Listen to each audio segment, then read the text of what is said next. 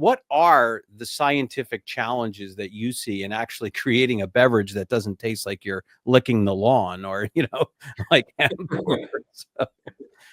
Yeah, it's a wild space because flavor chemistry requires so many different aspects. I mean, there's the actual taste itself. So, bitterness is a big key aspect of cannabis beverages. Trying to reduce it or even amplify it depending on the consumer market, depending on who is actually drinking these things. So you've got so much bifurcation of different audiences. But then beyond that, there's also acidity. There's also factors like is it going to be too astringent or, does it give you kind of a puckering texture? What's sort of like the mouthfeel? And so all these aspects play into sort of the consumer preference. And to do so, you have to do all sorts of fun little tricks of trade, right? For example, we have bitter blockers, so compounds that basically nullify or stop your bitter receptors from working, and they have to work specifically for the compounds found in cannabis extracts.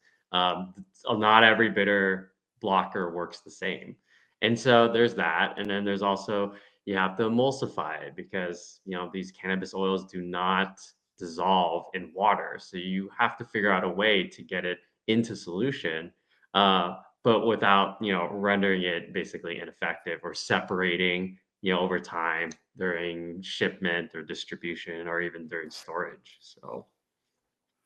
So there's on top of all that, I mean, we certainly have obviously based on consumer preferences, taste preferences, and sweeteners. I know like a lot of people who are drinking these drinks, they don't want the high sugar and they also don't want like the fake sugar, so Mhm. you got this balance of how you get the right tasting in this. But then you'll on top of this, we also have the like the clean label demands and the safety Mhm. kind of stuff that's going on because it's not just drinking, a water, right? There's cannabinoids in here. So, Yep. there's a lot of challenges in here. And when we get to the fact that where we're looking at sort of this intersection with, with the actual regulations, it's interesting to see how that's all going to come together, but also how we're starting to see things of other nutraceuticals and functional ingredients that other people are taking, how that's all interacting with these cannabinoids.